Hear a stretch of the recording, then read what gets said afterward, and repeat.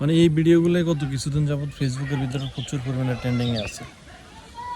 Gorilla blog বানাইতেছে, কেউ আসমানে উঠতেছে, স্কাই ডাইভিং করতেছে, কিছু কিছু আবার সাংবাদিক হয়ে গেছে, আবার কিছু কিছু মেয়ে তাদের বয়ফ্রেন্ডকে নিয়ে কথা বলতেছে। এখন সবগুলো ভিডিও কি অরিজিনাল? একটা ভিডিও অরিজিনাল, সবগুলো এআই দিয়ে বানানো। আর এগুলো বানাইছে কিছু মানুষ। এখন এআইয়ের একটা প্রাথমিক পর্যায়ে চিন্তা করুন এআই আরও কী কী বানাইতে পারে।